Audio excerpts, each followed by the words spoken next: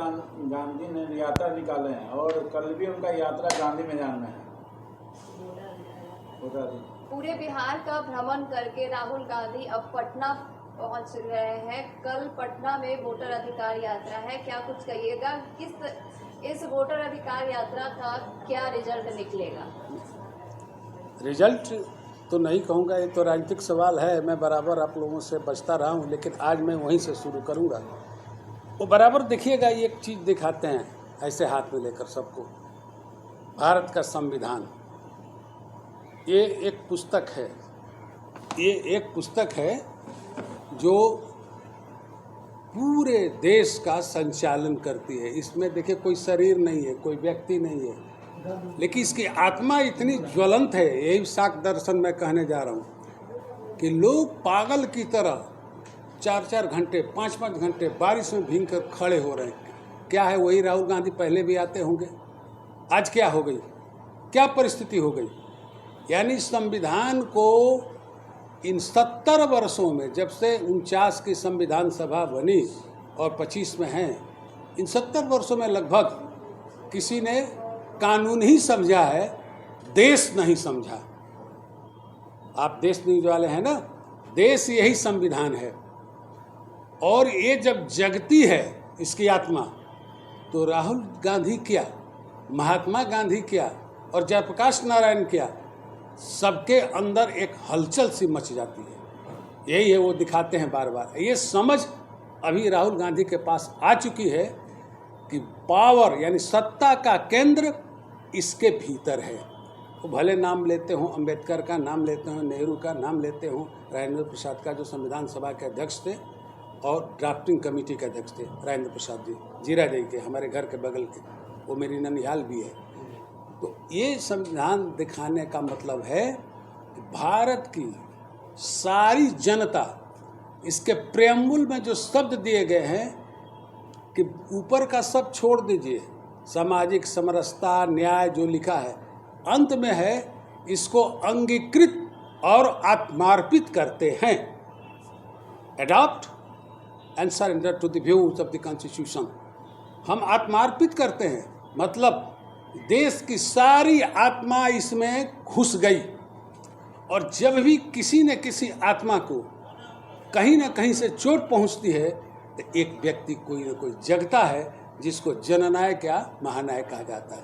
राहुल गांधी आज वही काम कर रहे हैं। आप समझेंगे को प्रधानमंत्री बनना चाहते हैं, गलत बात। वो प्रधानमंत्री क्यों बनेंगे? बनना होता तो 2004 में बन जाते, 14 में बन जाते, 9 में बन जाते। वो क्यों इनकार करते रहे?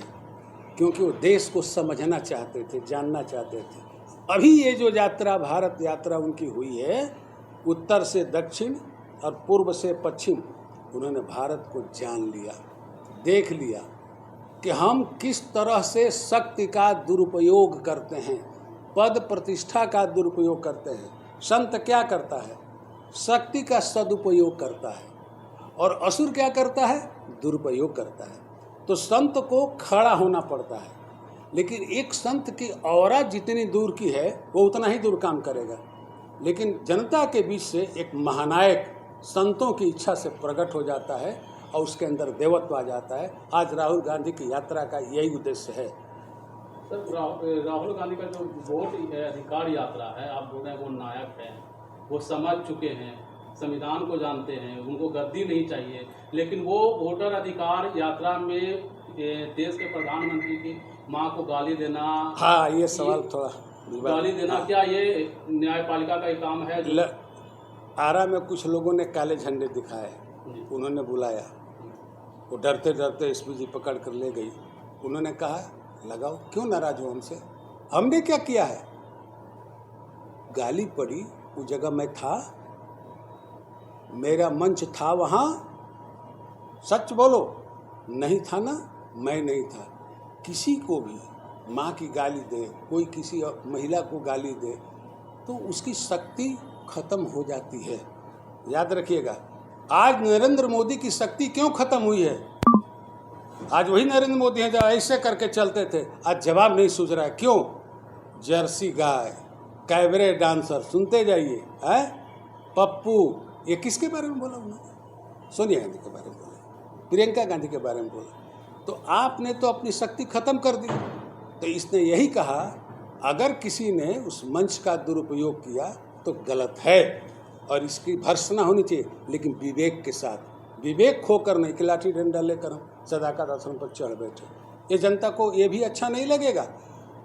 गाली अगर राहुल गांधी के सामने मंच से दी गई होती तो बहुत बड़ी घटना होती पूरे विश्व के लिए, क्योंकि एक व्यक्ति जो इतना सदाचार का पालन करता है, लोगों से हाथ मिलाता है, खेत में उतर जाता है, वो व्यक्ति गाली कैसे दे सकता? कभी सुना है राहुल गांधी ने किसी को गाली दी हो?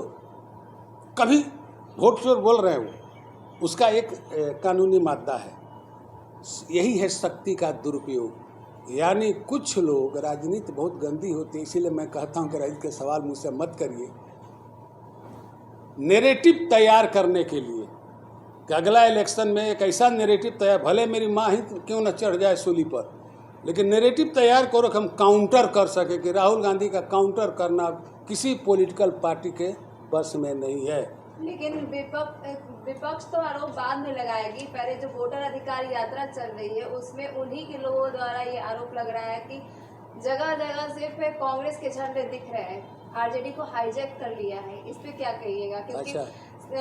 जितनी भी यात्राएं निकल रही है उसमें सबसे ज्यादा कांग्रेस के झंडा दिख रहा है, तो क्या ये राहुल गांधी का आप कह सकते हैं आगाज है बिहार में? अब मतलब कि राहुल गांधी ही छाएंगे, क्योंकि जब भी सवाल पूछा जाता है तेजस्वी यादव को मुख्यमंत्री के रूप में देखना चाहते हैं, तो राहुल गांधी क्या उनके पार्टी कोई भी लोग इस बात का जवाब नहीं देते। शायद आप भूल गई, मनमोहन सिंह एक बिल ला रहे थे, राहुल गांधी उसमें यंग थे, और उस बिल में क्या था, अगर आपराधिक मुकदमे हैं और जीता है सांसद तो हटा दिया जाना चाहिए। आखिर जनता ने भेजा है उसको, राहुल ने उसको फाड़ दिया था मनमोहन सिंह के सामने, बहुत शिकायत हुई थी। क्यों? वो नहीं बोल रहे हैं तो इसके पीछे कारण होगा, क्योंकि लालू की छाया पीछे है। अच्छा है, परिवार से बढ़िया संबंध है, लेकिन राजनीति में, सामाजिक जीवन में आपको बहुत स्वच्छ होकर जीना पड़ता है। मान लीजिए आज खुल के बोले कि ये मुख्यमंत्री है, तो सीधे उनका, तेजस्वी का नहीं, लालू का पूरा इतिहास गाने लगेंगे सत्ता पक्ष के लोग। तो ठीक है, आप यात्रा में चलिए, हम भी देखते हैं कि जनता आपको कितना स्वीकार करती है। मुकेश सहनी को बगल में ले लिए, मुकेश सहनी किस काम के हैं जरा बताइए मुझे? तेजस्वी या कांग्रेस के सामने मुकेश सहनी कोई विसात है? नहीं है ना।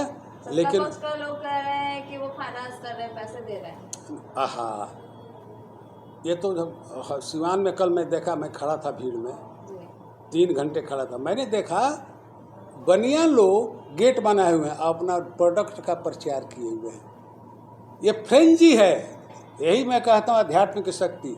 ये फ्रेंजी है जिसको मूर्छा कहते हैं, आधा पागलपन। लोग गांधी के लिए पागल थे। आप बताइए, लोकमान्य तिलक जैसा बैरिस्टर जिसकी फीस उस जमाने में एक बहस की 5,000 रुपये, जब चवन्नी में अच्छा सामान आ जाता था, और उसने नौकरी छोड़ दी, बैरिस्ट्री छोड़ दी, गांधी के दीवाने हो गए। बाल गंगाधर तिलक, उसके बाद मदन मोहन मालवीय जैसा विद्वान, भले बाद में अलग हुए लेकिन साथ में रहे, बाल गंगाधर पाल साथ में रहे। ये सब लोग क्यों साथ में आए गांधी के? कि गांधी ने आत्मा को झिझोड़ दिया था। उन्होंने एक ही बात कही थी, सब कुछ होते हुए आप अपने घर के मालिक नहीं हैं। सब कुछ रहते हुए श्रम करते हैं, धनार्जन करते हैं, आप अपने घर के मालिक। राहुल गांधी क्या बोल रहे हैं? साथ चलो। जनता किसको गाली देती है, किसको स्वीकार करती है, किसको अस्वीकार करते हैं, हम भी तो देखें। कि लोग कहते हैं कि भाई हम लोग प्रोजेक्टेड लोग हैं, हम लोगों के पास मीडिया है, ये है, कैमरा है, इसके अनुसार। लेकिन जरा पब्लिक में चलो, जब पब्लिक में उतरे हैं तो पब्लिक दीवानी हो गई। तो इससे तो घबराहट तो होगी ना सत्ता पक्ष को। दूसरी बात, वोट चोर वाले जो नारा दे रहे, बहुत सही नारा है। अगर वो वोट चोर का नारा गलत है तो चुनाव आयुक्त ज्ञानेश कुमार को सीधे कहना चाहिए कि मैंने जांच की है वोटर लिस्ट से और मैंने इसे असत्य पाया। क्यों नहीं? कहाँ है? कहाँ बोले हैं? वो एफिडेविट मांग रहे हैं, वो कहें हम पर क्यों आरोप लग रहा है, जबकि हमने वही ना पेपर दिए हैं गणेश कुमार। वो जो प्रिंटेड कॉपी है किसने दिया है? गणेश कुमार ने दिया है ना। कैसे कहें कि हमारा नहीं है? तो साहब ये तो साबित हो गया वोट चोर तो है। इनको एक मुद्दा मिला कि हम क्यों हार रहे हैं बार बार इलेक्शन। उन्होंने सोचा समझा, राजनीति में होता है। लेकिन मैं बात दूसरी करता हूँ, राजनीति के बाद जितना समझ है उतना मैं बोला राजनीति की। हम मेन मुद्दे पर आते हैं, है जो आज जो मेन मुद्दा है उस पर आते हैं। जो आत्मा से भी ऊपर है वही अध्यात्म जी। कैसे समझेंगे इसे लोग? अच्छा, अध्यक्ष का संधि विच्छेद करिए। अधि अक्ष स अध्यक्ष, जो अक्ष यानी केंद्र में ऊपर बैठा है, सबसे ऊपर, वो अध्यक्ष है, राष्ट्रपति को कहा गया।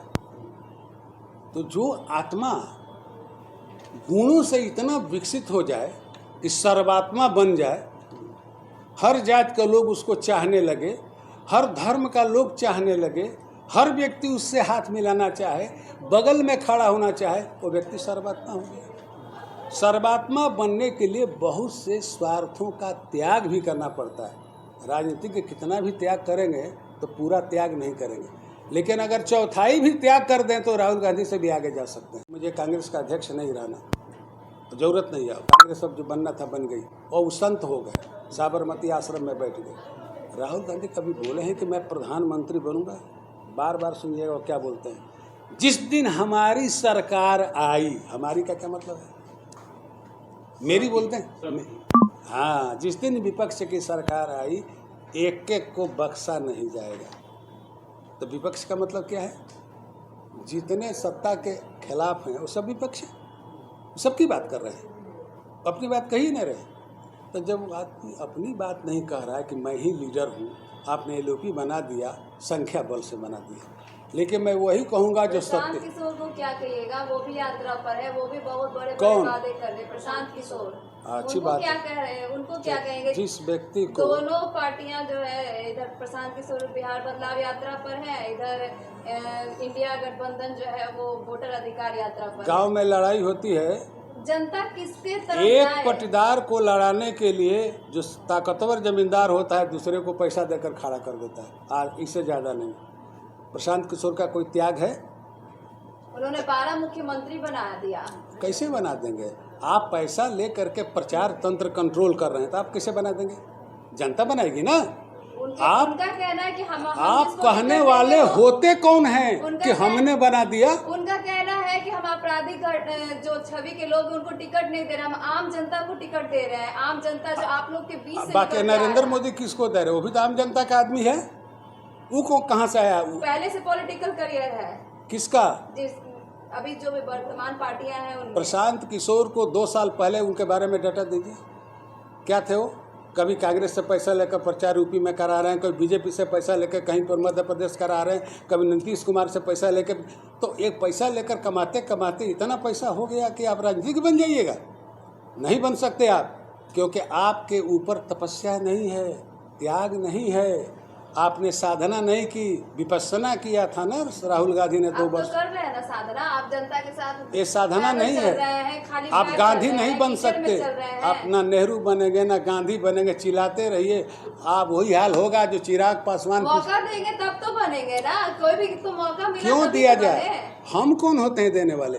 जनता देगी ना। तो वही तो जनता से मांग रहे हैं कि वो हमको तो- मौका दीजिए। वो मांगे क्या? ये लोग नहीं मांग 15 रहे हैं। साल 25 साल अब उनको भी मौका तेजस्वी नहीं चाहिए। मांग रहे हैं, मुकेश सहनी नहीं तो मांग वही रहे तो बात है हैं, ना मोदी सर, जी नहीं मांग जनता रहे हैं। किसको चुने? हैं? दोनों यात्रा पर है। सर, इससे पहले चुनाव होता था, हाँ। जात पात को देखा नहीं जाता हाँ, था। और इस बार देखा जाता है, जात पात देख के जात को सीट भी दिया जाता है और वोट भी दिया जाता है। 10 साल में बहुत ज़्यादा हुआ है ये, क्योंकि जब आप सुहेल पर पार्टी बनी उत्तर प्रदेश में, किस आधार पर बनी? मुकेश सहनी किस आधार पर पार्टी बनाए? लैंग्वेज देखिए, सन ऑफ मल्ला।